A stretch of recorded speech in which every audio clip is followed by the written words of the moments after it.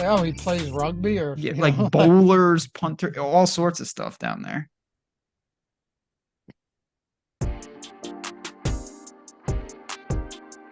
Hey, good morning. I might be taking a big stand this week. And it's not going to be when I say a big stand, I mean, I may be going all out on a team. It is a heinous looking week from a totals perspective. You have 4 totals south of 40. 9 of the 10 are below 45 points.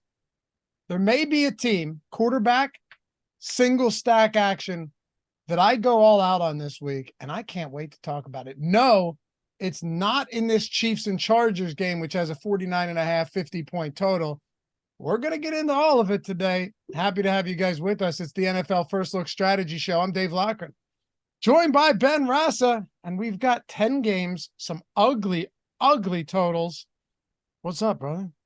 What's up, dude? Yeah, a lot of buys, a lot of ugly totals. This is my ideal kind of slate. I like it. Yeah, me too. I like slates like this. I don't know. We'll see. We'll see what we can get into today. Recap. That game last night hurt. It did hurt the wallet a little bit, but it just hurt to watch. My eyes. Fortunately, I had the Phillies on this one, and then the game muted on the Cowboys-Chargers muted on that one. And I was saying to you before the show, I'm watching that muff punt on mute, and I couldn't have been more confused. Like, what the fuck is going on? Like, at first I thought it was just going to be, interference, kicking inability for the receiver to catch it. But I guess he didn't wave it off as a fair catch. I never went back and listened to it. He put the Chargers player pushed a Cowboys blocker into the return. Whatever. Who cares? Listening wouldn't have helped. Let me just tell you that. Okay. Like, I thought Troy Aikman was maybe drunk last. I don't know what was going on. It was a confusing game. I was watching the Rangers and then the Capitals game, but still, from what I saw, but that's irrelevant. Who cares? That's right. I don't care. We got a lot to talk about anyway. You know what I do care about, man? All week I talked about the Falcons. I'm like, God, I love this. This Falcons team could be it. And had a good amount of Falcon stacks, didn't have the right piece. It's like, had most of the right piece, but then I see the Millie Maker winner with Desmond Ridder, second place, third place, Desmond Ridder, Falcon stacks. I will say the one silver lining is I got a lot of tweets and DMs like, yo, Falcon stack won me 20 grand or whatever. And that is actually fun to see. Do I wish it was myself? Obviously, Ben, but dirt cheap stack. And now I know people are going to go to the Giants this week as a result. But the difference here is that one of them can actually block for the quarterback. I have some real concerns if you're talking about the Giants this week, unless they get real healthy at the offensive line real quick. Yeah, I mean, Danny Dimes, maybe it looks like he'll be good to go. We'll see, but it doesn't matter if they can't protect the quarterback. It's funny that you say the Falcons, because if we're going to go through our topics, Falcons are going to come up pretty quickly in this show. Oh, Goblin of the Week. So if you're unfamiliar with this, many of you have been with us for a while here. By the way, hit that thumbs up if you guys haven't done so yet. Subscribe to the channel. Goes a long way. If you're listening or watching after the fact, comment down below. Helps us out greatly, and we appreciate you for that. Also, podcast exclusive coming up after this. This should be a good one, man. Single entry, 3-max conversation. Ben Rasa and myself only on our podcast platforms, Apple Podcasts, Spotify, wherever it may be. We got you covered on that front. It's like 30 minutes. We keep it around 30 minutes. We hit on everything strategy-wise from a single entry 3-max. You can only find it in podcast. Of course, all our strategy shows and everything else is in podcast, but this one just there. So hopefully you'll join us. It'll be up shortly after this, and we can have some fun with that as well. But Goblin of the Week. Ben calls, I get DMs from him all the time, like these goblins, right? Generally, people that he doesn't find to be, articulating themselves well, or just finds outright dumb or stupid or making dumb decisions. That is the Goblin of the Week. We hit on one every week for the NFL. Who is yours this week? So I will say, because I do love our chat, they do get an honorary mention, Goblin, because all the people that said that the Niners couldn't be beat I do want to throw that out there. Spoiler alert, they can in fact lose. Can I give them one as well? I got excoriated on Friday's Sim show with Greg for saying Kyle Pitts was on the same level, if not better than Logan Thomas this week. And tried to explain to them that they were projected for literally the same amount of fantasy points, but it didn't matter. It did not matter. Anyway, honorary Goblins of the week right there. Who do you have for the main show, main event? I know he won some people a lot of money, but Desmond Ridder, who I did learn that apparently he had never lost at home since high school, which is outrageous. The Falcons, and more specifically Desmond Ridder, are the Goblin of the week. 402 yards of offense for the Falcons, 193 yards of offense for Washington. 3.9 yards per play for Washington, 5.1 for the Falcons. Desmond Ridder had 3 picks. The one in the end, they drove at 82 yards. And then I don't know if you watched the game. I don't know. Of course I watched the game. That was one of the worst interceptions I've ever seen. I genuinely don't even know who he was throwing to. Then they tried to go for it. They had 3 opportunities late in the game to march down, and they did not punt on any of those possessions, and they got no points. An absolute melt by Ridder. They should have won that game. Yes, I bet the Falcons. What a mess of a performance by Ridder, who I thought was trending upward. That was terrible. It's funny because he was perfectly fine from a DFS perspective. From an so bad. Yeah. But how often do we talk about that? It doesn't matter if they're good. It doesn't matter. I mean, unlike you betting the game, we just want them to throw the ball a lot, and have some shot. And in that case, everyone was cheap enough where, it didn't matter. Like Desmond Ridder and Pitts in London could have had monster game. That's the crazy part.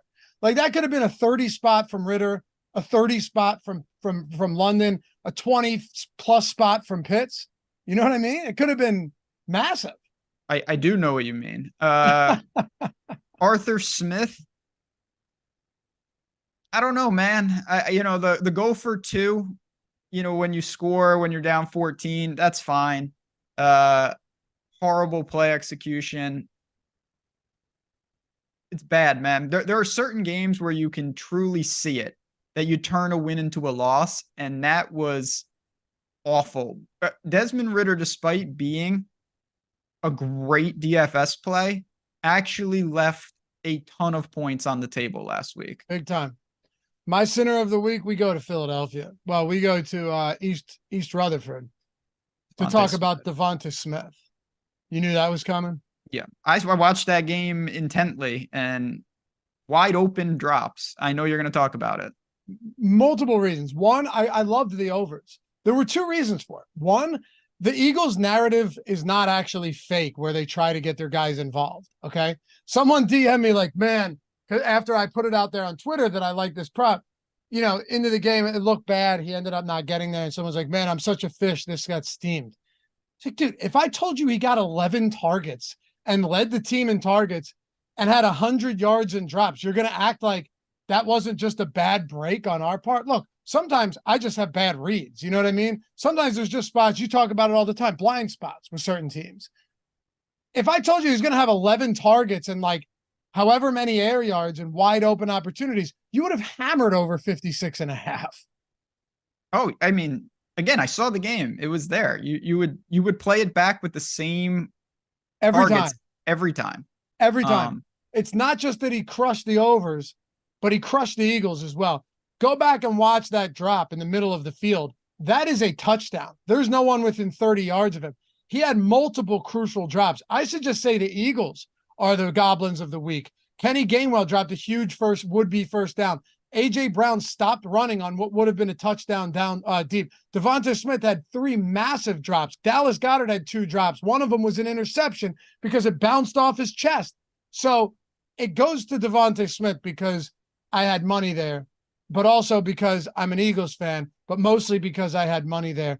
That was really a terrible performance. I expect him to bounce back, But I mean, it was just one of the most uncharacteristic performances from a guy that generally is making huge plays on impossible catches instead of dropping easy layup gimme passes.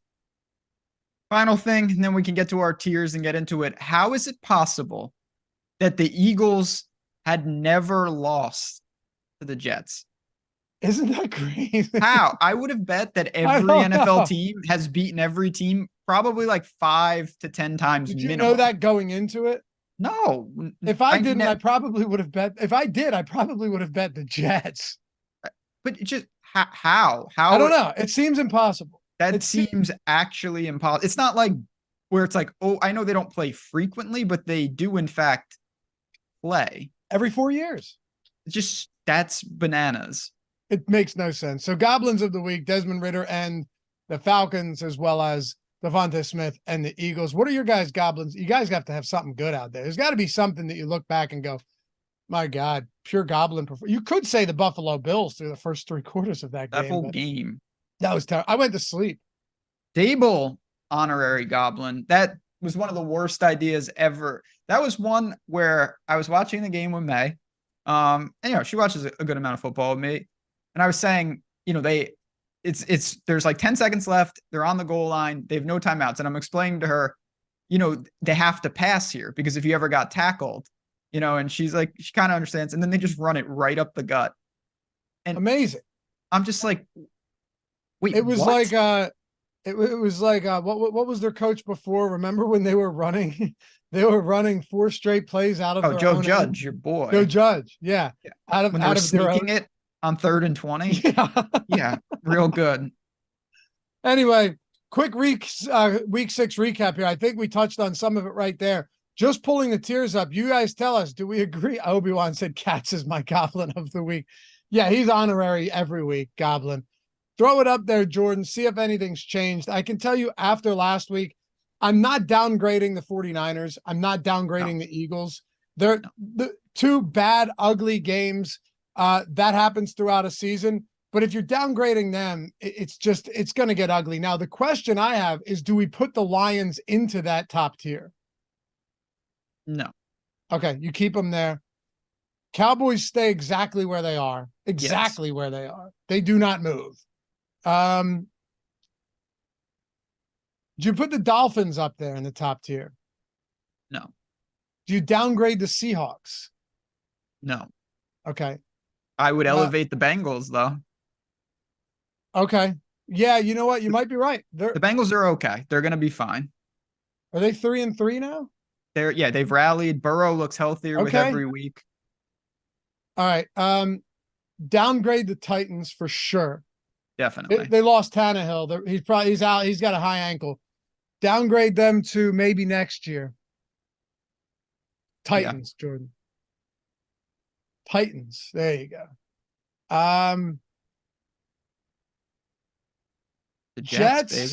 Yeah. They gotta go off. They gotta be a fringe playoff team now, right? Yeah.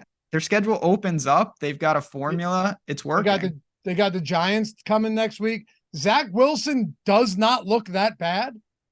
They got to go up. Jets got to go up. Bucks. I'm bringing the Bucks down. I'm sorry. They're too all over the place, Ben. They got to go down one. That's fine. I think they're still a pretty solid team. It is probably a maybe. First of all, they're wearing the creamsicles, best jerseys. They are. Ever.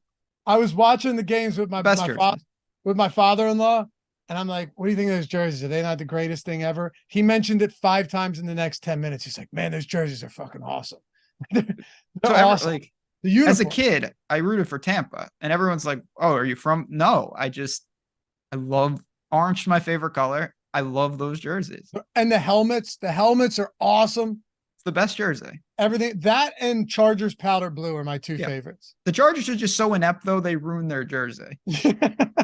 Like, if it was just like someone else had those exact jerseys, they'd probably be the best. Yeah. Yeah. I have the LaDainian Tomlinson powder blue somewhere.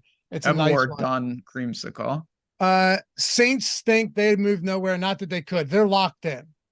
Chargers are locked in. I just want to put them at the bottom. They just always find ways to lose. I think we're looking okay. You know the craziest part is with the way the Texans are playing right now, they're Not yet. Not yet. you can't do it yet. I'm just saying, what is their record? What are they, like 4-2 or something? 3-3? I think around that. Ben, you have to put them fringe playoff team. They can win one more game. Their division's not good. The Jaguars have it under control. Go back, Jordan. Leave them there. If they peel off another win, we might have it. We might be talking here. Yeah, they are the closest team. All right, let's do this before we get into the slate. Hold on, real quick. RS said, "Drop the Pats off the screen." Yes, yeah. There was a couple good comments. Tony Gamble said, "Put Atlanta beyond the moon, like where Voyager crafts are at." Yes, that's correct, 100%. What were you gonna say? I was gonna say, give me a couple teams that you think are the close. It could be any tier, the closest to moving a tier. I think the Texans, either up or down. Up or down. All right. Texans for me. You mean one. So like closest but not yet? You mean not yet to me? Texans. It's the Texans for me. To me, yeah, Arizona is almost into the sun. I'm giving Arizona. I want to see what happens to the Cardinals against the Falcons this week, or I mean against the Seahawks this week. I think the Sun will have incinerated the Cardinals by next week. But go ahead. No, I'm sorry. I'm just reading comments. Commanders to Bizarro freak show. I could see that, but that's not that bad of an idea. I'm leaving them as no bueno right now. This defense stinks, man. They stink. Yeah, Atlanta, truth be told, probably needs their own category. I don't even know. They could go in the Bizarro freak show bucket too. The answer for me, though, to your question is the Texans. And I think the Bucks for me are probably just going to keep moving up and back. They're just going to be in flux all season. But I do have one move that has to happen. It's going to be the Bears back down. Okay. We're burning them up again with the Fields injury. They had a guy who actually was made up. Like, no joke. Did you see that quarterback? Who, Bajan? Yeah. Who, Bajan? Yeah, Bajan. Who the hell is that? I know about him because I do preseason betting content. You know where he went to college? Where? No, he went to like a D3 or a D2 school, didn't he? Shepherd. Isn't it a D2 or a D3 school? It's not them D6. I don't know what the Shepherd Rams. Yes. Dude, he was like the greatest. Hold on. Is he what division? Is it Shepherd University? Shepherd University, yes. I don't even think that's D3. It's probably like D2 or like one of those made up acronyms. It's Division 2. I think he was like the best D2 quarterback ever or something. Well, insane. Good for that guy. That's where Jordan, you got to put Chicago down there. Sure, you can burn them up. And it is true, yes. The Jags are going to win that division. I agree with that. The Jags are fine. I totally agree with that as well. I'm just saying, if Houston keeps rattling off some wins. Yeah, I mean, CJ Stroud's obviously going 1 in the redraft. Yeah. Oh my God. Yeah. Anything else? No. Steelers didn't play. I'll leave them where they are. Who? Steelers didn't play this week. No, they're irrelevant. No, I think it looks pretty good. The only things we know for sure, the Patriots, unless they go to Malik Cunningham, they are the worst team in the league. Can we create a tier? I mean, we should create multiple new tiers. What can we create? Which I can't say on the air without being canceled. What can we create for below? Guys, give us something here. What can we create for below fire them into the sun? It's gotten that bad. Yeah, I mean, this is where it's like sell off and donate to charity, like just liquidate the franchise. I don't know. Tony said goblins of the solar system. Should it just be straight goblin tier?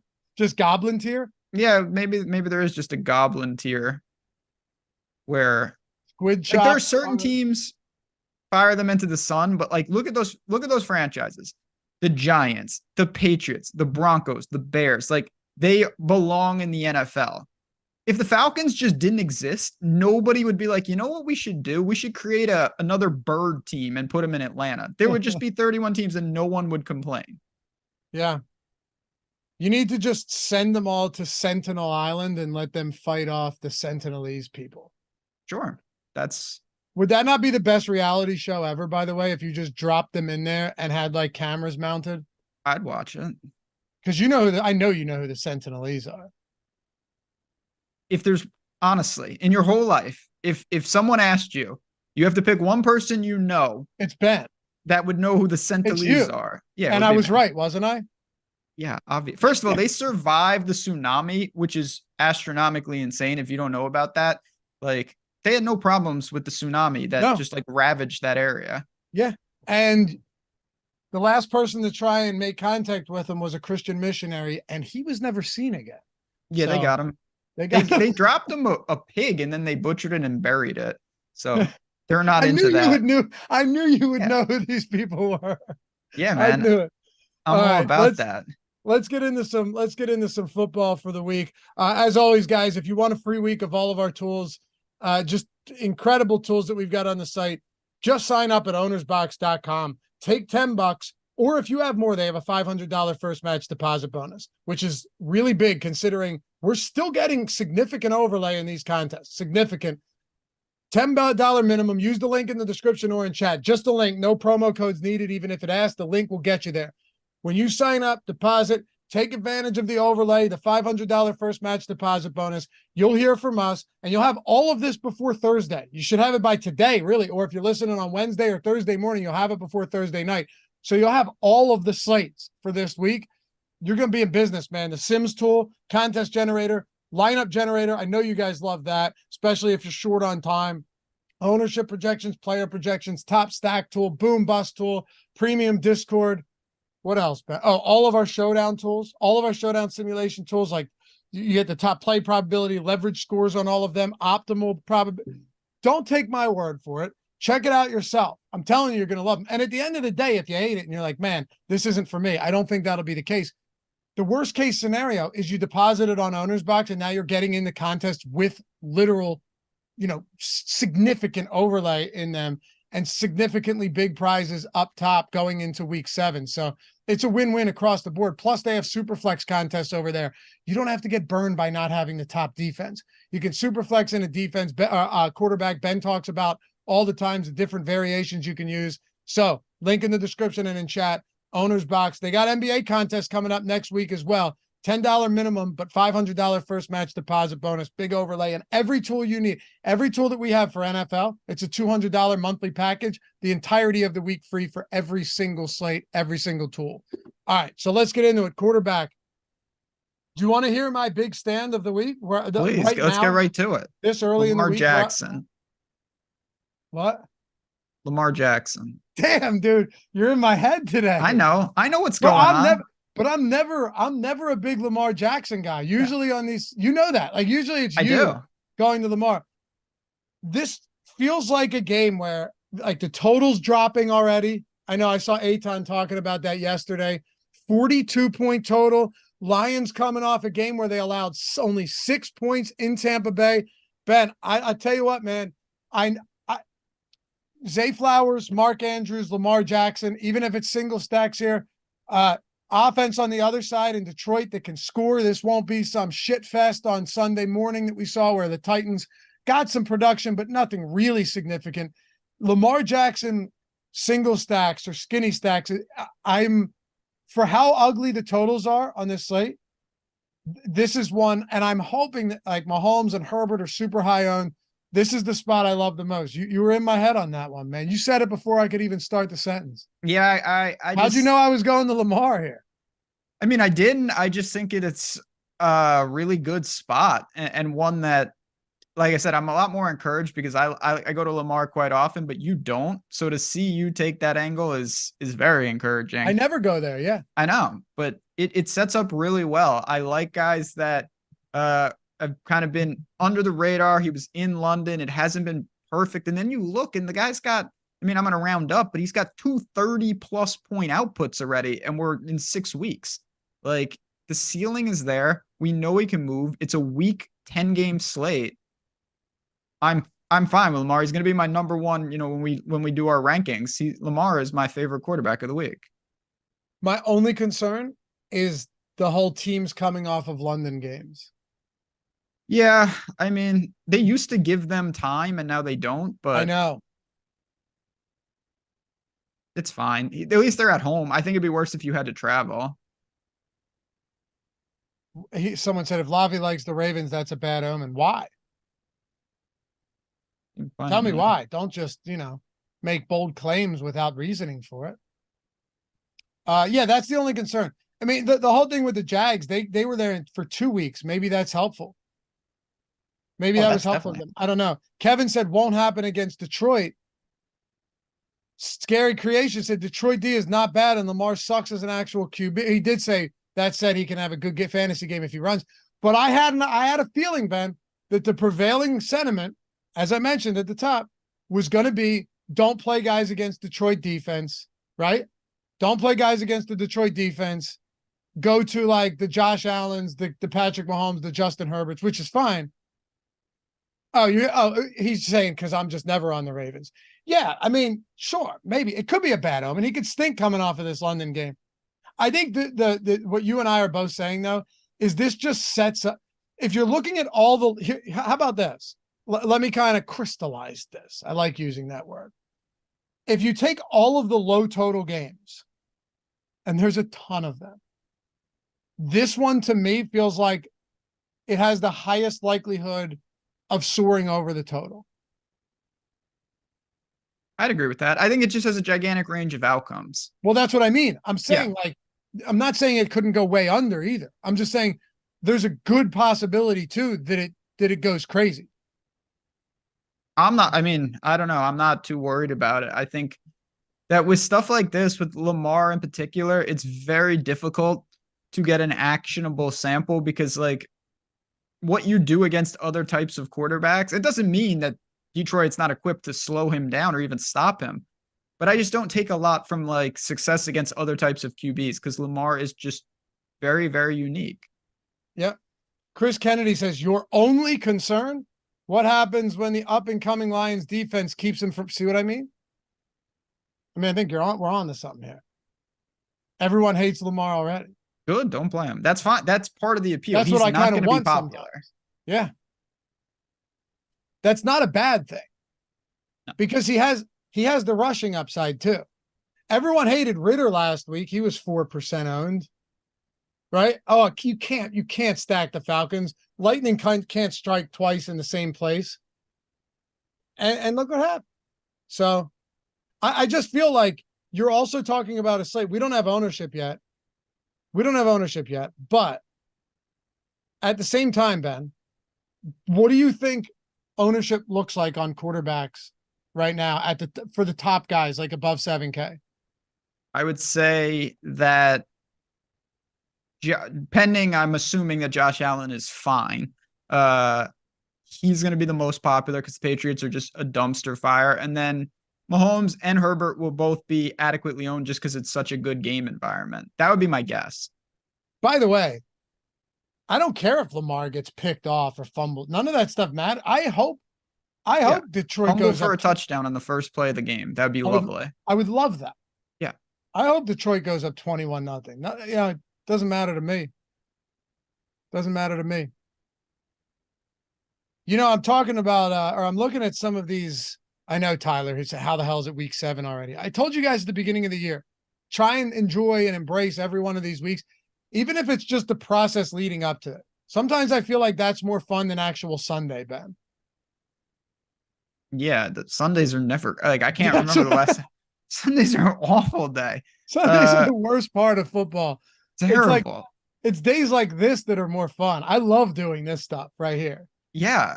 Yeah, the hope is very, very lovely. Great. Norm Macdonald in his book says that, where he's talking about like the thrill of gambling.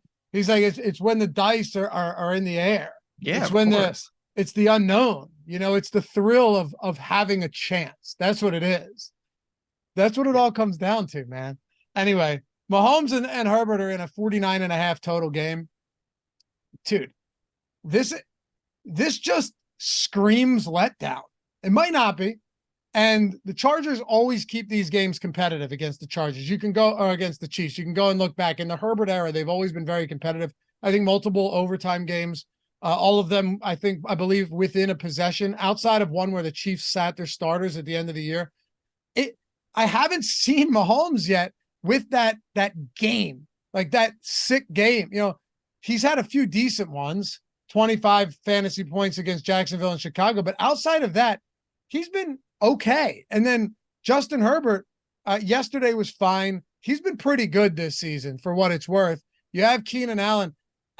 I might just go like heavy Keenan Allen in spots like this. Travis Kelce's expensive as shit this week, $8,000.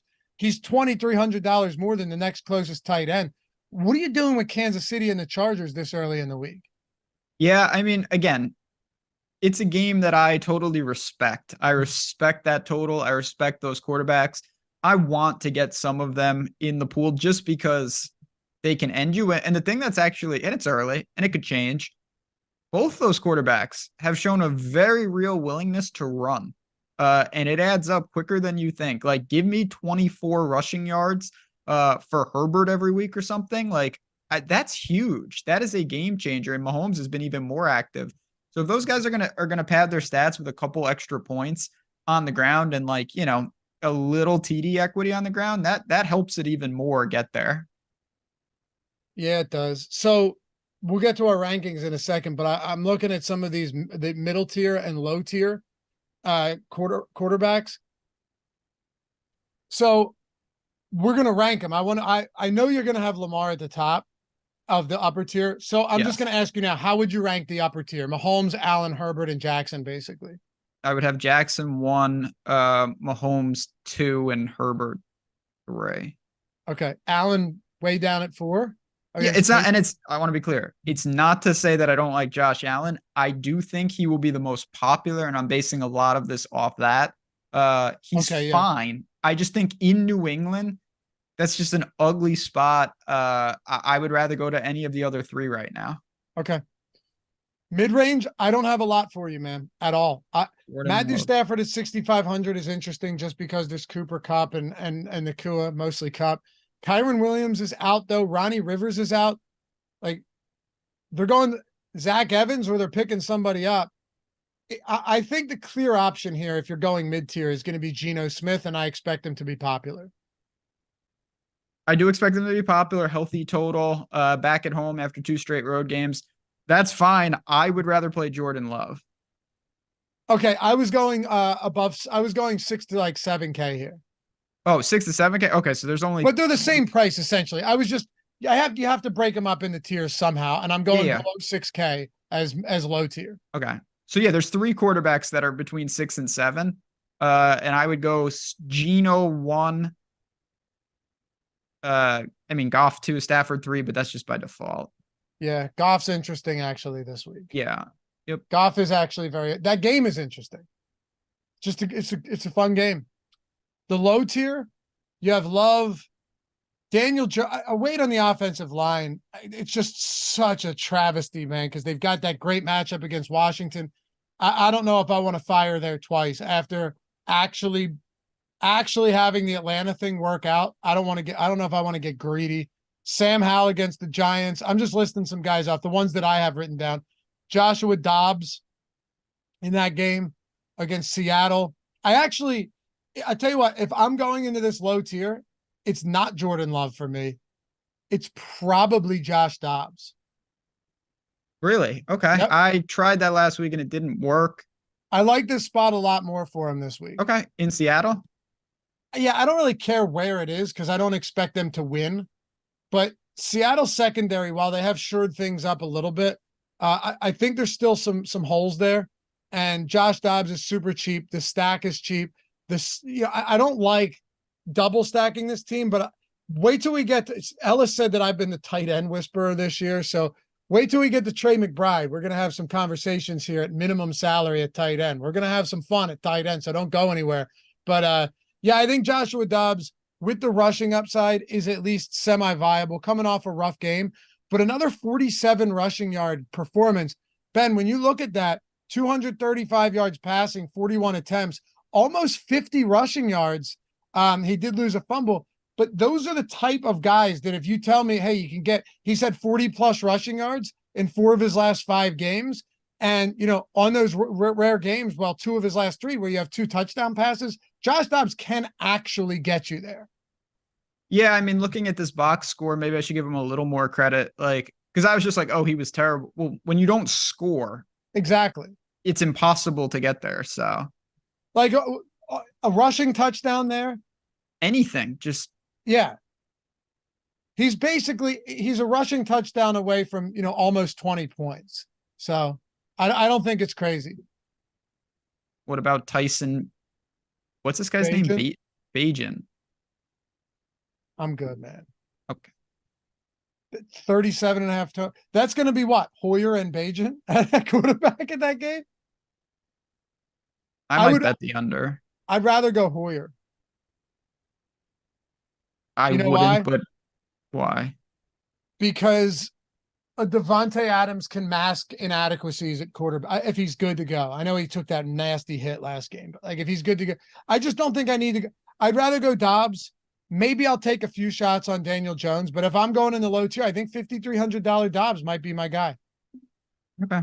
I'd rather play Bajan than Hoyer, but that's about all I can say. The D2 King? Because he might just be amazing. That's always my philosophy. Maybe you're right. Hoyer, just like we know who Hoyer is. He's adequate. He's solid. Bajan, I'd say a very low chance that he just might be able to sling it wildly. So you'd play this on the unknowns instead of the blind. Right. Yeah. In a tournament, you're right. Like, what's the point? I'll concede to that point. Yeah. Like, what's the point of Hoyer when like 17 points is your ceiling there?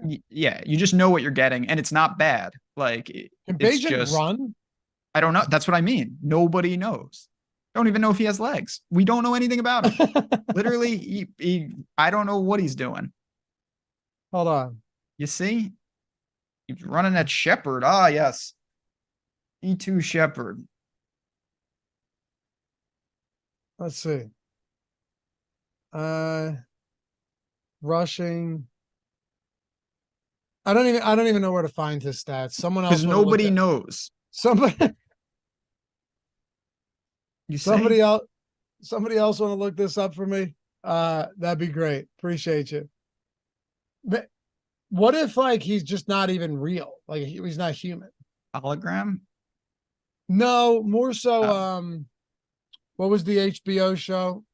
Westworld. What if he's an escaped Westworld character? That could be useful though. Yeah. I'm willing to bet that there's a much higher chance he's a Westworld character than Hoyer. I think we both know that. Sure. So, gotta roll the dice sometimes. Let's do our tiers. I'll go first on this one. Lamar, again, this is an ownership play. I'm really hoping that we're right. And the Mahomes, Allen, Herbert ownership is way higher than Jackson. If that's the case, I don't see how you don't want to get to more Lamar Jackson. So Lamar there. I'll go Geno. Although I like Kenneth Walker probably more than Geno, but I'll go Geno. Goff a close second. And then I'll go Dobbs with the rushing upside. If he can pull off 50 rushing yards, maybe a score on the ground, give me 250 and a score through the air, which I think is doable, especially if they're playing from behind. 5,300 cheap stacks. I'm okay with that. So give me Lamar, give me Geno, give me Joshua Dobbs as your upper, mid, and lower tier plays. Give me Lamar. I'm going to second everything you said kind of about him. I think it's a very interesting spot. If the mid tier is just the 6 to 7K range, because we have to break it up and we only have 3 options, I'm going to go Jared Goff.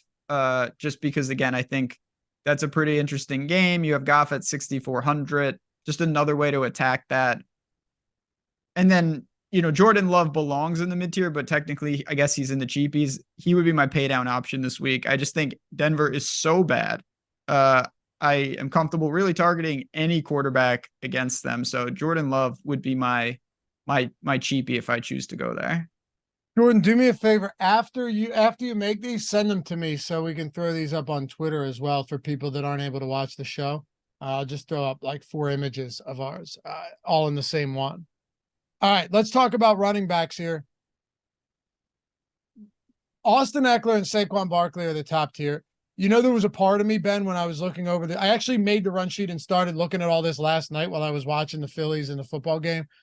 I was like, there's a part of me that wants to go to Barkley coming off a 24 carry, 93-yard performance. At one point, he had to have had like 12 carries for 7 yards. Yeah. And then broke a couple decent ones. I did love to see though that he had 24 attempts. He had 29 looks. Maybe you can talk some sense into me on one way or the other. The volume thing is massive in my opinion. They are at home. Washington's not a good team. Is it just too expensive when every week we have great running back options? I mean, it might be a little too expensive, but I do think that the biggest question mark, I mean, I know it was a showdown slate. You know, Saquon gets ruled in, and I was just like, well, he's kind of unplayable just because, you know, this isn't a concussion where you're in or you're out. Like, this is a situation where they have to monitor or limit, and they did not. And it looks like he escaped, I would say, without further injury. So I would definitely fire Saquon up. I do think that we probably are going to agree that Kenneth Walker at flat 7 is the best running back on the slate. But I have no problem with Saquon. Best running back on the slate. He is to me. Yeah, it's a great play. You know, it's funny because the upper tier, you could make the argument for Eckler any day of the week. And I don't know, I haven't built lineups yet, but I feel like as I look at this now, as I've done almost every week, I think I want to live in the mid-range again at running back. There's just too many good high volume running backs every week. Look at the Millie Maker winner. Again, look at you and I do it when we do the podcast exclusive for single entry 3max. We review all of the winning lineups for like the big single entry contest, whether it's the $12 or like the 50 or the 100, the spy, the red zone, those ones, the fair catch. It was Raheem Mostert and Kyron Williams, you know, and then there's guys every single week in this range that just stand out. Less this week, but for me, I don't know where you stand. I probably, for the most part, forego that upper tier, and I go to Kenneth Walker. I know he has struggled this year, not Walker, but this next guy. I think Josh Jacobs is just a spectacular option this week against Chicago on, again, volume. Yep. Just give the ball to Josh Jacobs, unless Tyson Bagent is, in fact, you know, a wired Westworld character that's just going to be a lead out of Shepherd University, Ben. It's possible that this low total and low scoring atmosphere benefits Josh Jacobs more than anyone else on the field in week 7. Yeah, and it's not just 25 like 5 or more targets in 5 straight games. I love that volume. So I get it. I have no pushback there. You just don't see, less and less we all know this, running backs that garner all the work, and the price points still are filled as if there are those like bell cow backs, and they're few and far between. So the Pachecos of the mid-range are just more and more interesting each week, and I plan to target them heavily again. I wonder if it's a lock that Hoyer would start. I know Aiden O'Connell was inactive last game, but remember he started. Was Hoyer hurt when Aiden O'Connell started that game? I feel like he wasn't. I have no idea. Okay. The only reason I ask you is because in that game, the week 4 game, Josh Jacobs had a 29% target share. It was Devonta Adams and Jacobs were Aiden O'Connell's 2 favorite guys in the passing game. So something to keep in mind, but you're right. Josh Jacobs, a ton of work. Did you say he's had 5+ targets in every game? 5, the first week 1. He had 3 targets, and then since then, 6, 5, 11, 5, and 5. You'll take that all. He had 30 looks last week. Yeah, that's extremely busy. 30, these are looks, so attempts plus targets. 30 in week 6, 25 in week 5, 28 in week 4, and 22 in week 3. 15 in week 2, but they lost by so much that 15 against Buffalo and that huge loss is actually significant. So yeah, he had negative 2 yards rushing. Good job. Yeah.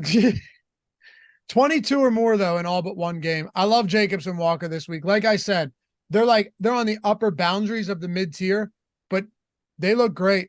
These are spots where I don't mind eating chalk, Ben, especially let's say Lamar is lower owned, or there's some other wide receivers. I have no problem getting chalky with some of these running backs this week. The volume is all you can ask for. Yeah, I'm fine with that as well. Again, good matchups. We have to see the Q tags and whatnot, like Aaron Jones could factor into the slate, no doubt about it. Yeah, I'd like it, but I'm worried about those injuries. They just linger and linger and linger, and he tried to return. It's not good. It's definitely not good. I don't know what else to go. I mean, I guess Ramondre, you could kind of look to. He's going to have a lot of opportunities, but that team is awful. I think Pacheco's okay. He's their bell cow now. He's just good. Yeah, he's their bell cow. Yeah. He would I prefer to get up to guys like Walker or Jacobs? Yes, but I think Pacheco is worth discussing. I'll throw a couple guys at you in the low tier, right? Like sub 6K. Okay. This would just be real large field tournaments. But Javonte Williams last game, if you watch that, now it was ugly. Denver's offense is fucking pitiful. That's bad. He looked really good though. He looked fresh and healthy. The problem is that Jaleel McLaughlin was getting opportunities as well. So I probably don't go to Williams, but I wouldn't be surprised. I don't know what Sean Payton's doing. Marvin Mims played his lowest snap share of the season. I don't know what he's doing. This guy has been a complete disaster. He's almost as bad as Nathaniel Hackett. So maybe I just fade this whole Denver offense. I just like running backs against the Packers. Javonte Williams looked fresh and quick, breaking tackles, cutting on a dime last week. I just don't think it's going to be enough for me. I probably go to some shares of Rashad White. We'll see if Roshan Johnson plays, Khalil Herbert, whatever's going on there, but it might be a Dante Foreman game again against the Raiders. And then there's Zach Evans down there against the Steelers with that whole backfield banged up. What are your thoughts here? My thoughts are I really would prefer not to land here. I think this is pretty dicey, to be honest. You mentioned a lot of guys that don't have secure volume. They have some tough matchups. They're guys that are going to be thrust in there because of injury. Like, I don't think so. Exactly. Like, let's go through tiers here. Zach Evans. I know. This is a guy that people were very high on, and then he just fell in the draft. Like he immediately, you would know because you're a college guy, but I almost am tempted when we do the tiers here to put Jacobs in the upper tier and Kenneth Walker in the mid tier because I just like, okay, if we're going to go upper tier, we have to go by price. So let's do it. You go first. Okay. And just talk your way through each of these. Sure. So Kenneth Walker's in the upper tier? No, I'm saying I think we have to do it the way I think we have to go by salary. I don't think we can mess with the rules here. I think we got to go like Eckler and Barkley are at the top tier, and yeah. Unless you think Jacobs is in the top tier. Yeah, I mean, unless we have a top tier of only two people, I think that Jacobs. All right. I'm going to put Jacobs in the top tier. Does that mean I can put Kenneth Walker in the mid tier? That's what I'm saying then. Yeah, it's weird, but I think it's fine. Okay. Well, those are my 1, 2, whatever order you want to put them in there. Josh Jacobs at 74, Kenneth Walker at flat 7. They just both have everything that you want. Matchups are fine. Volume is there. It gets ugly if you're going with the low tier. I'm putting Ramondre Stevenson as a name to keep an eye on. All right. I like Pacheco a lot. I'd like to get someone in the mid 5s. 5,600. He had 16 opportunities. 6 of those were targets. 10 were carries. They should be trailing. They're at home. I still believe that he's their best weapon, and that's kind of by default. We'll keep an eye on the news. Like I know Malik Cunningham maybe works his way into a little more, but like right now, that's not a real situation.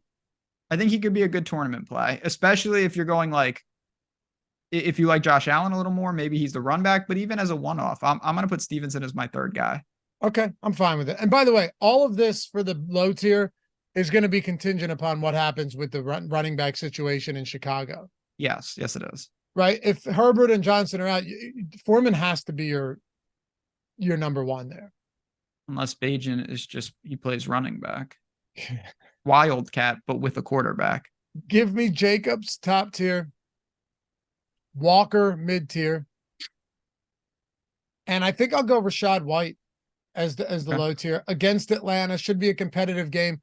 I saw like, oh, Keyshawn Vaughn got opportunities in that game. Yeah, whatever. He stunk. They were playing from behind. None of that really bothers me all that much. I don't see this as some takeover. He had 6 rushing attempts for 9 yards. He was markedly worse than Rachaad White was. So I'm not really worried about that. Played 21% of snaps. Sean Tucker hasn't played since week 3. So for the time being, we can put that one to bed. Rachaad White still played almost 80% of snaps. It was his second highest snap share of the season. Rachaad White, 5,100 against Atlanta. Matter of fact, at 5,100, I actually think that's a good play. Okay. I mean, you have limited opportunity cost. I'll give you that much. Yeah. Yeah, give me Rachaad White. All right, you want to talk wide receivers here? Wide receivers. All right, here we go. And by the way, shout out to you guys. Almost at 100 likes. I don't even know if we asked. We may have asked once earlier in the show, but we were talking about the Sentinelese. This is the good crew, the Tuesday morning crew. This is the good crew. You know what I mean? Great audience. Good chat. Sinners, baby. And if any of you guys, by the way, any of you fine people are in one of these 6 states, you've heard this before. Maybe you haven't. Maybe you're new to the show, and maybe you're interested in free money. Colorado, Ohio, Virginia, New Jersey, or Iowa, and more specifically, Kentucky. Bet365 is giving you free money. It's that simple. Look, they've been a big sports book internationally for a long time now. I think live betting actually originated. I think Bet365 started live betting, Ben, like online live betting. I'm not shocked. They're like one of the cornerstones of the market. Dude, Tony Gamble just said he took he's in Kentucky, took the free money, turned it into 3K. Hell yeah, dude. That's what I'm saying. Like, these are wins without having to win. You know, and that's what's great about it. Yeah, they sponsor the show, but also I like doing these because I know you're getting something good. The link's in the description. The link is in the comments. Jordan threw it in there as well.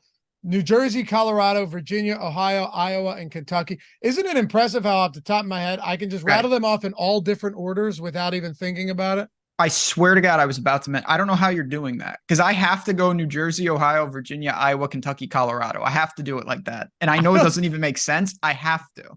Right. When I do it, I'm like, man, I'm rattling these. It's like whatever comes next. But if you're in the 5 states, not Kentucky, you bet $5, get $150. Takes 2 minutes to sign up, deposit, verify yourself. And in doing so, deposit $10, only bet 5 of those $10. Okay. You get $150, whether you win or lose. It does not matter. Win or lose, $150 doesn't matter if you win. So you could have a bad day betting and still have a good day because you signed up at Bet365. You're making $75 in every minute when you think about it, $150 in 2 minutes. If you're in Kentucky, like Tony Gamble is, go ahead and take Adam Bob Mother. Those are some Goblin tier states. Hey, if you're in one of them, it's not a Goblin tier today. If you're in Kentucky, same link, by the way. Yeah. You deposit 10, bet $1, bet 10% of that $10 and get $365 at Bet365. You can turn it into legitimate money, like legitimately big bankroll by doing this. And you're starting off with nothing. It's awesome. You're shopping odds, getting the best odds now because you're on multiple sports books, and you're taking the free money when it's given to you. If you're not there yet, link in the description for those 6 states. Kentucky's $365 on $1. The other 5 are 150 on 5. Doesn't matter though. Great opportunity. Must be 21 years or older to gamble, 18 plus in Kentucky. If you or someone you know has a gambling problem, please call or text 1-800-GAMBLER. All right. Wide receivers. Yeah. Cooper Kupp is 10,000 almost. I know. He's so damn good though. Like, he comes back, doesn't skip a beat. Cooper Kupp, Stephon Diggs, Keenan Allen, Devontae Adams, and Amon-Ra St. Brown are all above 8K. Did you see my tweet on Tyreek Hill yesterday by any chance? Something about him going over 1,000 yards. Yeah. with this Eagles side, he might have 1,000 yards by week 7. He's pacing 2,300 receiving yards right now. Yeah, that's good. I don't know like how absurd that is, but it seems quite absurd. No, that is verifiably absurd. Okay. I think the closest anyone's gotten, I think it took 9 games to get to 1,000 yards. That's the shortest it's ever happened. That is absurd then. He's incredible, man. Anyway, whatever. Kupp, Diggs, Allen, Devontae Adams, Amon-Ra St. Brown. Last thing I'll say on these guys is I tweeted today on wide receiver, 20 different wide receivers have had top 5 fantasy weeks, right? So 20 different receivers in the league have had top 5 fantasy weeks. The reason I mention this is because Keenan Allen has played 5 games. He has 3 top 5 fantasy weeks.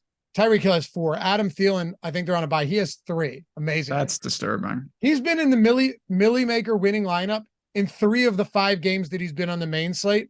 And last week he was in the second place lineup. It makes no sense. Diggs has been top 5 twice, but he's also finished 6th and 7th. So that's incredible. I'm just giving you some of these top guys. Cooper Kupp's 12th and 4th in the 2 games he's played. Devontae Adams has been all over the map, but Keenan Allen has just been a staple of consistency. What are you doing at the top? Yeah, I mean, listen, it's very hard to sort through these guys. If you have the money and you want to go get Cooper Kupp, he's outstanding. I don't particularly like him here relative to these guys. Keenan Allen's going to get double-digit targets. Again, I thought last night that maybe, like Quentin Johnston off a bye would take a leap. 0 receptions. Palmer and Eckler are involved, but not like Keenan Allen. They run plays for him on the goal line as well. But one guy you didn't mention who's been consistent and exploded last week is St. Brown. 15 targets, 12 for $124 and a touchdown against Baltimore. He's going to be coming back on my skinny stack of Lamar on teams. I love it. I mentioned him, but I love it. Okay. Well, I was reading, everyone was ripping Kentucky. I saw that. Which they do have Keeneland. So you got go see the ponies, if nothing else, with your money. They also have, more bourbon distilleries than anywhere in the world. That sounds not good. Why? It sounds awesome. I don't like bourbon. Also, they have beautiful natural landscapes in Kentucky. I have no idea. I've never been to Kentucky. Me neither. But I know that's true. Sound like me now. Why? Because when people are like, oh, I'm going to Europe, I'm just like, oh, that's amazing. Like, make sure you go to Prague. It's great. And they're like, really? Where should I stay? I'm like, I have no idea. I've never been anywhere close to Europe. Prague is Czech, right? Yeah. Yeah. I always tell people that, like, oh, going to Europe, make sure you go to Prague. It's awesome. I heard it is incredible. I heard it is my buddy yesterday, who was just there recently, was just in Prague, and he was like, it's one of the greatest places ever. Told you. Yeah. Now 2 people who recommended it. Also, Czech Republic, one of the few places in Europe where you can legally own firearms. I would move there. Yeah, go. I bet Czech Republic, or Czechia as they are called now, whatever, in soccer the other day. Oh, I thought you were going to say you bet. I'm sure they'd be slightly indifferent to you, but yeah, they. Yeah. All right. Well, the Faroe Islands. Yeah. What a weird game that was. Never mind. Go ahead. Diggs is a great play. Keenan Allen just every week. I know he's expensive, but he's just every week a great play. If you can give me a guy that has 10 plus reception upside, that gets into the end zone, you're staring down the barrel of plenty 30 fantasy point performances. With Mike Williams, that's a good spot. The one I wanted to ask you about was Devonta Adams. Like, if he's just wildly underowned, do you want to get any there and just assume that he is leaned heavily upon in the passing game? Gonna have to be a serious ownership discrepancy, because one thing I think it was, sorry, I accidentally muted myself. I think it will be. Okay, then it's I'm willing to consider it, because the problem I have here is not okay. It's a direct pivot off Keenan Allen, sure, but he also has to beat St. Brown. He also has to beat Diggs. He also has to beat Mike Evans. Like, there are other pivots in the same range, so the opportunity cost is pretty big. I don't have him near the top at all. All right, the mid-range, Mike Evans looks good this week. Him and Chris Goblin are basically the same price now. Metcalf's going up against Arizona. Lockett against Arizona. Gabe Davis against New England. Zay Flowers, 5,700. Mm-hmm. I'd probably go Mark Andrews if it's skinny stack and I'm looking for one guy, just assume hand building there if we were saying that's what we're doing. But I don't hate the mid tier here between, like 7K and mid, like upper 5K range. I don't hate it. Yeah, Zay Flowers, Christian Watson right below him as well. If you like Love. And I'll actually say Amari Cooper is not an afterthought. I know that we got to see what's going on over there, but inside, certainly, of course, better weather than Cleveland. If he's going to continue to be relied upon, even in positive game scripts, I kind of sneakily like him in that game. Really? Yeah. Okay. Mark Cooper is also, I know he's not at the height of his powers. He's still incredibly good. Yeah, he's very good. And his season should look a lot better even if they didn't call that one out of bounds against Tennessee. You remember what I'm talking about on the sidelines where the ref was right there? I mean, I don't expect him to be popular. He's the name I have my eye on. Okay. I like it. The low tier, though, and if you guys have any guys that we haven't mentioned, feel free to throw them out there in chat. We're reading it. All right. The low tier has a lot. Now, Deontay Johnson could be back this week. Worth keeping in mind. They're going up against the Rams. George Pickens has actually been pretty good. And the deep ball opportunities to me are what always kind of stand out. If Johnson's get the practice window but doesn't play, I might really like George Pickens this week. His targets are on the year 7, 10, 6, 7, 10. And last week, 10 in a game that was low scoring. And George Pickens to me is a really interesting $5,500 option. Got definitely explosive upside. We've seen that. I do worry about just who's getting him the ball at this point. But anytime you don't need massive target share to get there, I do get it. But I will say my favorite play is right next to George Pickens. Maybe my favorite play on the entire slate. Terry? It's time. This is his moment. I thought last week was the moment. So did I. And he had it should have been the moment because he had 11 targets and he just couldn't really get it going. He still had 6 for 81. Terry McLaurin at 5,400 against the Giants. I know Sam Howell is Sam Howell. I know in a perfect world, they won't push the ball downfield and there are other guys getting some of that target share. McLaurin still has top 5 wide receiver. You just mentioned those 20 guys. He's going to be on that list by the end of the year a couple of times. I'm with you 100%. Here's the only thing I'll say, though. There is a guy right next to him that is basically the same guy, but has a higher target share. And that's Hollywood Brown. It's Hollywood Brown. 28% target share on the season. You know how you were talking about McLaurin last week with what did you say, 11 targets? They just couldn't get him the ball. Same thing. 10 targets in week 5 for Brown, 4 receptions. He did score. He was fine. Last week, 11 targets, 4 receptions. They couldn't get him the ball. This week against a somewhat vulnerable and beatable secondary for Seattle, you're talking about since week 2, 10 plus targets in 4 of 5 games for Marquise Brown. He's been pretty good. He has 16 plus DraftKings points in 4 of 5, 10 plus targets in 4 of his last 5. Yeah, you'd like him to find the end zone, but he scored in 3 of his last 5. They're probably playing from behind again. I love this range this week. I really love this this low 5K range. Very, very popular range. I could have teams that have like 3 guys down here and double pay up at running back. Yep. I'm also not opposed to Curtis Samuel at 4K flat. Yep. OBJ, if you're looking to get weird, 3,900. I don't love that, but I'm throwing him out there. Jackson Smith and Jigba saw more work last week. He's going up against Arizona. He's 3,900. Wan'Dale Robinson's 3,800. Things haven't gone well for them on offense, but he's coming off a game where he had 8 targets, 8 receptions, 62 yards. That's not going to kill you. Michael Wilson, 3,800. Rondale Moore, 3,400. This low tier at wide receiver really stands out. Shit, man, maybe I will have a decent amount of Travis Kelce this week as a result. You can splurge at these other positions. I mean, Wandale, the other thing that's nice about him, he hasn't scored yet this year. His receptions, or I should say his targets rather, are highly convertible. They're in the Kamara bucket. The guy's got 25 targets and 22 receptions. That's not a normal thing for a wide receiver, but there's such a low ADOT. It really, really helps a guy like Wandale. Any other low tier plays that we haven't talked about?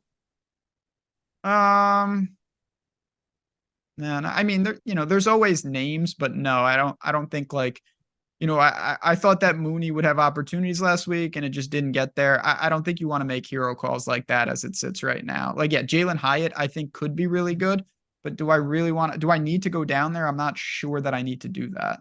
Okay, fair enough. I get it, but no. Yeah, no. Look, let's talk about tight end. By the way, we got almost 500 people. What's that? Oh, we got to do tiers. Yeah. We got almost 500 people with us. If you guys aren't repping the avatar yet, go to stochastic.com/avatar. It might be in the description. It's at no cost to you whatsoever. All it is if you're using the avatar, if you have that as your avatar, DraftKings, FanDuel, OwnersBox, wherever it is you play, and you finish top 3 in a field of 5,000 or more, you get a subscription of your choosing. $200 value. You want NFL for the entire month? You got it. All the tools we have for NFL. You want NBA for the entire month? You got it. This could be that you Max entered a nickel contest and finished top 3 in a field of 5,000 or more. You can't chop it with 3 or more though, because showdown sites would destroy us, but it could be a nickel. You could win $75 and the subscription you're getting is worth more than that. So yeah, rep the avatar, part of the team. Just tweet your wins to us. It's Stochastic HOF. If you finish top 3, include Ben and myself too, because we enjoy seeing that. But no better way to get a free sub of everything that we've got. Just rep the avatar.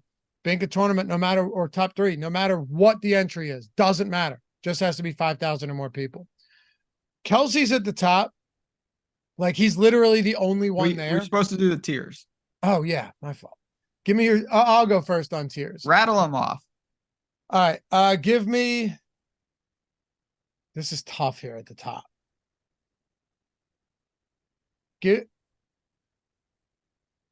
You're going to go St. Brown, so I'll let you have that because I know you like the run back.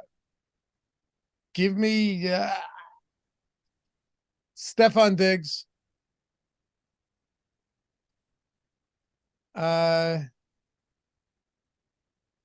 Mike Evans. Marquise Brown. St. Brown. Stephon Diggs, Mike Evans, Marquise Brown. No problem with any of them. I'm going to go a little cheaper at each point. So like same tiers, but probably lower in each salary range. I think St. Brown at flat 8 is a nice pay down of the top tier. I think Amari Cooper at 6,100 is a really good tournament play. And then I got to go to Scary Terry. I love Terry McLaurin. I just think that 11 targets. I know Hollywood's right there. I have no problem with Marquise Brown. Terry McLaurin's a guy I have my eye on, and I'm going to choose to buy here. So if there was a 4th tier, Wandale would be it. But those 3 for me: St. Brown, Amari Cooper, and then Terry McLaurin. Okay, Jordan, change my mid tier, by the way, to Tyler Lockett, off of Mike Evans to Tyler Lockett. I think this might be the Tyler Lockett game, Ben. Okay, that's interesting. I never get those guys right. Me neither, but I think this could be it. He's scored in only 1 game this year. That could change. This could be a huge. Tyler Lockett also had that three touchdown game against Arizona, not distant past. Not that matters, but give me Tyler Lockett. So who do you have? St. Brown. Who do you have in the mid range? Amari Cooper. Again, I think that's a really low in tournament play, but I like it. And then Terry McLaurin. Okay. And I'm going Diggs, Lockett, Marquise Brown, who's basically Terry McLaurin. Yes. Yeah. All right. Tight ends. He is $6,100. And then McLaurin is at 5.4K. I just want to know what you're doing with Travis Kelce. He's the only guy up there. There's nobody else in this tier. I think it's, of course, lineup dependent. If you make room for him, you have to just build differently, but that's fine. I'd say if I was making one lineup, he would not be in the lineup. Okay. It's going to be tough to get to. Is 8K worthwhile for Travis Kelce? No, I don't think so. But that ironically gives me some interest just because we know that he can get there at any price. He could be 10K and he would be an objectively bad play, but I'd probably play more of him because he'd be like 1% owned. Travis Kelce has 40-point upside. I still believe that. Yeah, he does. But you know what? I think Mark Andrews and Sam Laporta both have massive upside as well. I even think Darren Waller's viable here if he gets no ownership. I like Waller. I like that game more than most. The Washington Giants game is going to be important for me. Yeah, me too. And then you know what? Like, I obviously I like Mark Andrews. Obviously, I love Sam Laporta every week. The low tier isn't terrible. Logan Thomas, Musgrave, Michael Mayer's been involved too lately. He's actually Michael Mayer. The problem is now you're talking quarterbacks. Like what does this quarterback situation look like? That becomes a problem. Do these guys want to be targeting Michael Mayer as a as a rookie, even though he's looked better? There were 23 dropbacks last week for the Raiders, and Mayer ran a route on. There were 33 dropbacks. He ran on 22. If I'm going cheap here, it is a $2,600 Trey McBride. To me, it just makes too much sense. If you want to punt the position, Trey McBride, I think, is the guy. If you're full punting here, Ben. Last week, he played 58% of snaps to Ertz's 46. The previous 2 weeks, 33%, 27%. Ertz was 75 and 76%. Look at just overall opportunities. McBride seems to be, and it makes sense. Like Ertz, this team's got nothing to play for. Zach Ertz is old. He had his time. He was a fantastic pass catching tight end, particularly for Philly. I think I'm going to try and jump on Trey McBride before everybody else does. This might be the week where you see him really pull away and become one of the leading target getters for a team that's likely to be playing from behind in Arizona. Yeah, I actually played last year. I had a couple weeks late in the season where I targeted him. He's a talented guy. Like he was supposed to be very good, really good in college. So was Mayer. So those are two good cheap tight ends. Everything else you said, I think it's price dependent. I don't think this is a week where I get crazy at tight end. I think I'm just going to play the attachment to my stack. Like Gerald Everett, if I have Herbert, I think pops up a little bit for me. Other than that, though, give me the good guys at the top or the cheapies at the bottom. Give me your tiers at tight end. I mean, it would be Andrews and Wall. I think with tight end, it's kind of hard to do tiers just because it's like. Well, let's go. No. Let's go. Who did you say? No, we can go. We'll do this. 5K and up. Okay. Mark Andrews. Okay.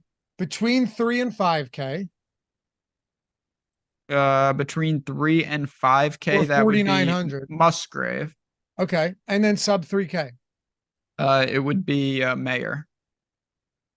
That works. We can do that. 2.7. That works. Yeah, that does. I mean, really, there's like 4 tiers. There's Kelce tier. Yeah, his own tier. Yeah, top tier, mid tier, and then punt. That's the problem. So you're going Mark Andrews at 5,700. Luke Musgrave at 3,300. And then a $2,700 Michael Mayer. Yep. I don't hate that at all. I'll go just so we can change things. I'm going to go Andrews too. Although Laporta and Waller are both, I think the 5K range at tight end is really nice this week. A great build. We're going to talk about this on the podcast is 2 tight ends north of 5 this week. Okay. No one's going to do that. What about like a tight end north of 5 and then just a punt tight end at a flex? I like that too, but more people will do that for sure. Yeah. Double 5K tight end is nice. It's wild build. It's not bad. Well, also Andrews and Laporta have 25 plus upside. Yeah. Yeah. All right. I'm going to go Andrews. Then I will go Logan Thomas, Trey McBride. Andrews at 5,700. Thomas at 3,500. Trey McBride at 2,600. He's almost minimum salary, man. Yeah, and almost a like I dead said, he man. might be good. He could be a Yeah. Westworld character. The double tight end build is jumping off the page at me right now, though. I'll tell you that much. Looks nice. Looks real nice. Give me one defense under $3,000 as we do to close out every show.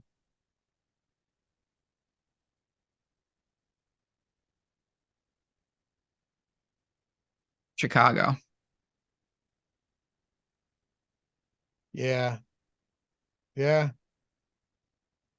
You know which defense I really want to go to? You want to take a guess here? The Chiefs. Broncos. Yeah, I can't do that. I don't think Jordan Love is any good. He might not be. That is possible, and it's out there, yeah, but still. And then if Aaron Jones is out and you're leaning on the plotting AJ Dillon, Broncos defense in Denver, kind of dig it. Kind of dig it. Anyway, guys, podcast exclusive. We're going to record that right now. Do about 30 minutes. We're going to review everything from week 6, look towards week 7. It's really fun. I know a lot of you join us. I don't have to talk you into it, but I'm just speaking because that's how I feel. That'll be up on Apple Podcasts, Spotify, wherever it is, probably an hour from now. Make sure to check it out, even if it's later in the week.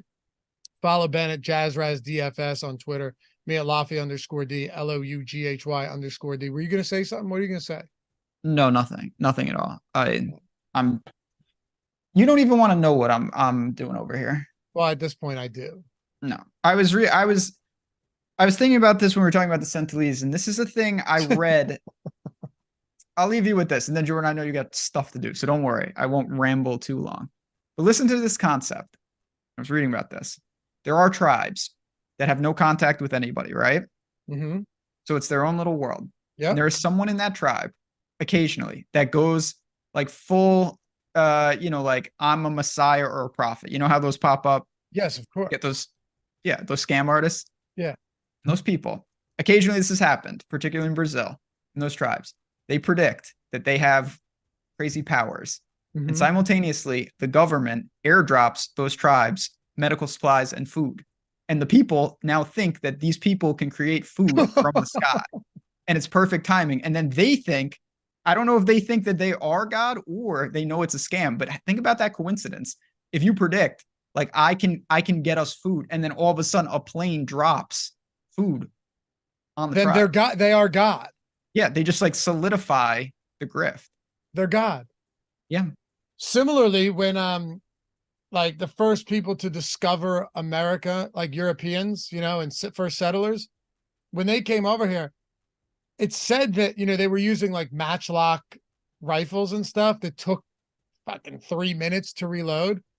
It said that the Indians were just terrified because they had thought that these Europeans, who they had no idea who they were, had conjured thunder, had created thunder, that this was some like magic that they killed them all.